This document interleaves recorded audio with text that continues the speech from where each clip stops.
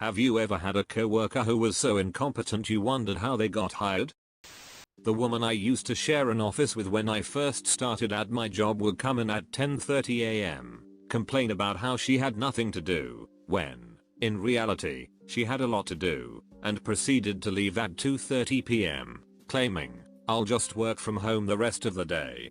She also napped at her desk, walked around barefoot, watched movies, talked to her friends loudly on the phone, fell asleep in meetings, and often took naps in her car. Yes, she was fired. One of my buddies is literally George Costanzaing his way through his career. He's an assistant manager or something like that in a toy company. He pretends he's always busy, walks frustrated, always holding a folder in his hand, and always rolls up his sleeves and walks fast. His meetings are ridiculous. I seriously can't believe that it's working. I'm not sure if getting a job is just that easy, or if he's just lucky. Note, he's been working there for 5 years, has a diploma in finance marketing, or something to do with business, and his branch has around 200 workers. He says he has 3 bosses on his ass. Oh yeah, and in his interview he lied about his heritage, and his employer thinks they share an ancestor. We had an opening for a 1-year contract employee to work with the other couple of guys who work under me. My boss hired a guy with a 10-page resume written in 6-point font, without consulting me or bringing me in on the interview.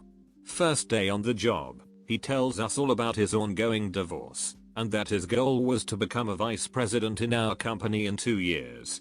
He was a 1-year contract low-level employee. Second day on the job, he reveals to one of the other guys under me that his wife and her father both had restraining orders against him, and that both of them worked for our company, the father even being in our building. This led to instant security investigations, and they let him stay somehow.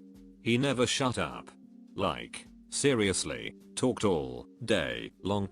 He wouldn't get properly trained, because he thought he knew everything and kept messing everything up.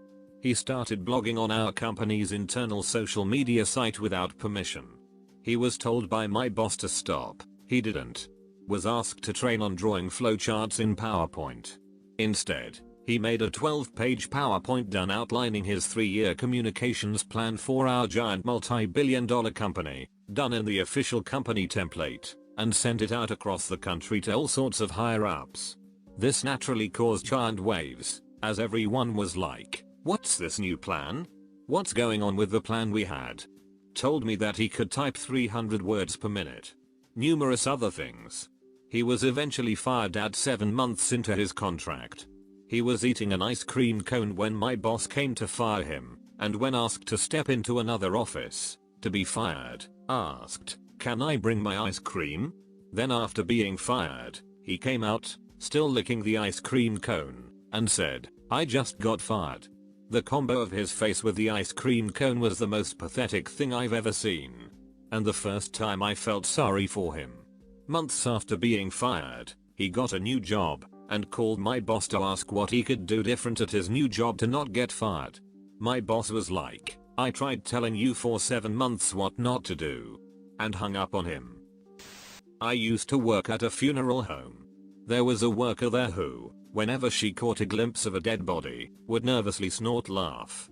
We found this out the hard way, when, the first visitation she worked, she let out an obnoxiously loud chortle with the entire family sitting and crying a few feet away. The family gave her some dirty looks, and after apologizing profusely, the manager just made her work in the back the rest of the shift.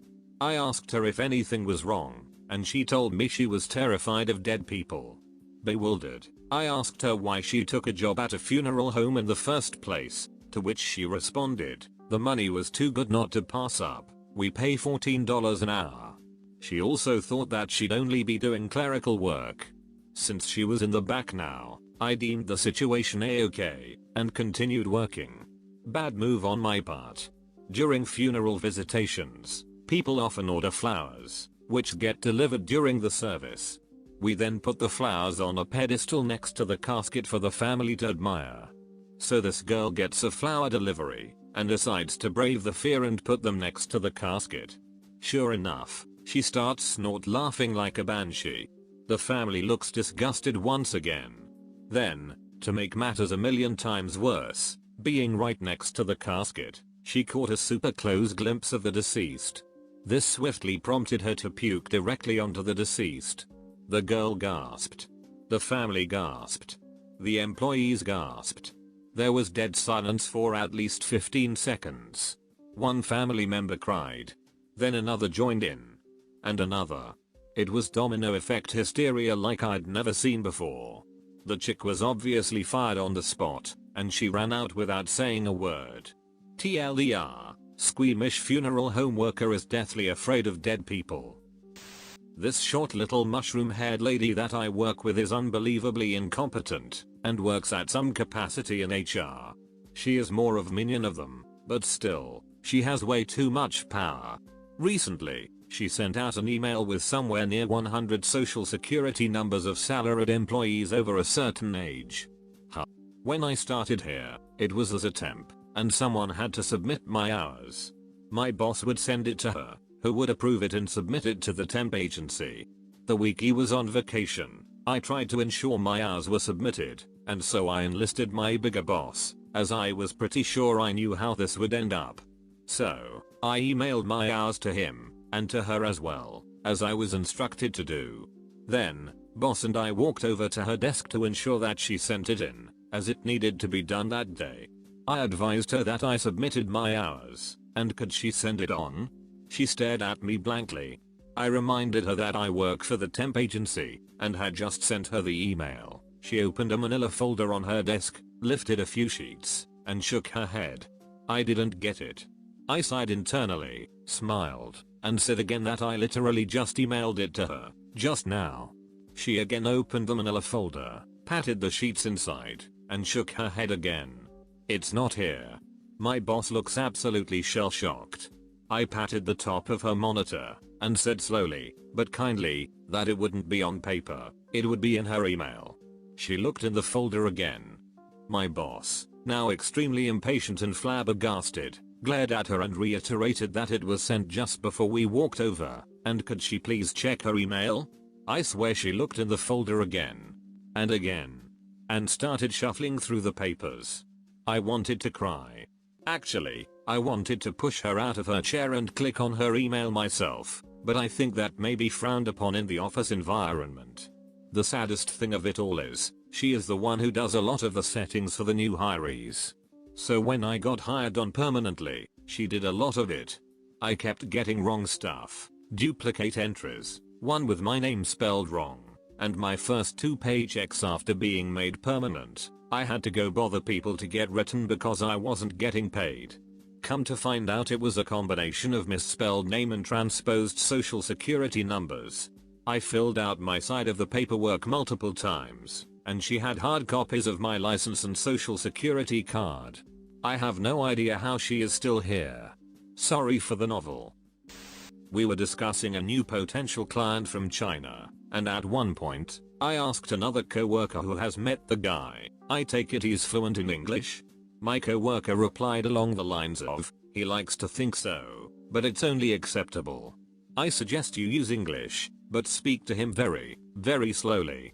This girl forwarded the entire conversation to the client when she asked him when he's available for a meeting. The client's email was nowhere in the conversation thread, so there's no chance it was an accident. I gave her his name card, and she actually had to type out his email. When I asked her as politely as possible why the duck she did that, she insisted it was my fault, and her excuses were, she has never gotten internal email protocol training, what the duck is that, and I should have known that and given her more guidance on acceptable emailing behavior.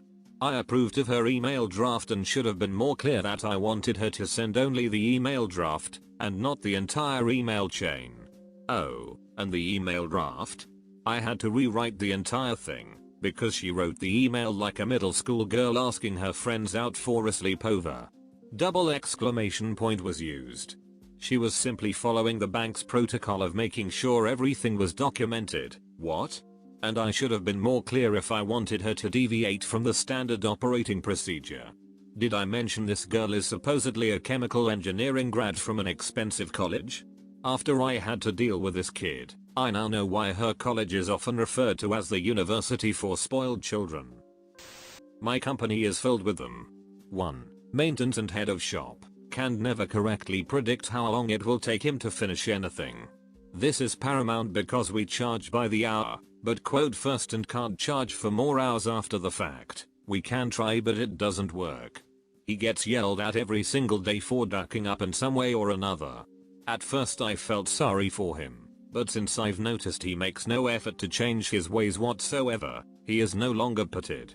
Also, I've heard him blame other people not responsible for what he was blaming them for within earshot of said person. Also he lies a lot. Our company will never fire him. 2. Sales guy who accompanies me on sales trips. He falls asleep in our meetings. Spaces out. About 90% of the time when he answers a question it is the perfect answer to duck up the sale. He has no sense of marketing or salesmanship whatsoever. And he's my supervisor. 3. Our head of sales wanted us to set up a booth at a trade show. But instead of buying materials for the booth, he wanted us, no joke, to ask a company we were partnered with if we could stand in their booth instead, and tape a printed out sign with our name on it to their $10,000 booth backdrop. He was serious. This was his response to me suggesting we pay for an $600 freestanding sign for our booth. Oh boy, did I ever. We'll call him Roger, for the sake of giving this individual some plausible deniability, should he read this. Roger was hired into the development team for an in-house group of programmers by the HR department. He passed the screenings, came well recommended, and seemed like he'd be a good fit for an entry-level position. He knew more than most of the other people we'd interviewed, at least the ones who hadn't priced themselves out of the job, and seemed friendly enough. I should have known better. When I met him after his final interview, he was wearing a suit that fit like a garbage bag. The dude was a very typical neckbeard. I mean, he had a literal neckbeard. He was at least 100 pounds overweight, and no matter what he was saying to you, he had this tone that made you feel like he was talking down to you. That was red flag number 1. Number 2 came in training/orientation. While going over the systems, Roger looked like he was going to fall asleep at any given time. He was clearly not paying an ounce of attention, and that's difficult considering it was just me and him in the room.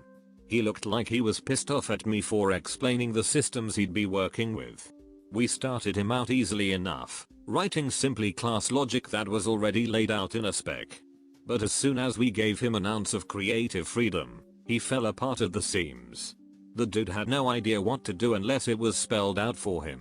But instead of asking and learning, he just didn't do anything. He would spend his days trolling the internet and ignoring repeated reminders. It was about 2 weeks after he started that we kicked him out of development and sent him to work with the techs at the help desk. They were none too pleased to have him, either. They gave him simple assignments. Roger, there are 40 printers in the building, and the boss wants a spreadsheet listing the information for each one. How long should such a task take? I mean, he's going to each one and writing down the model, make and support info. For each printer, we're talking about 5 minutes of work. With travel time included, you'd expect that all of the data gathering could be done before lunch. Then, maybe take the afternoon to put it all in a pretty little spreadsheet. 2 weeks after the task was given to him, the boss of the department came around asking where it was. He started giving excuses. Meanwhile, a My Little Pony fanfic page is open on his monitor, full view of the boss. It's not even close to lunch, it's maybe 20 minutes after he got there. I've heard people get reamed out before, but that time was special. At that point, the department had more than enough of Roger, and everyone agreed to make it their mission to have him fired. He was given simple tasks over the next week, and he failed each one, and was written up each time.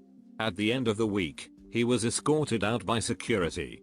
That was the only time I've actually smiled to see someone get fired.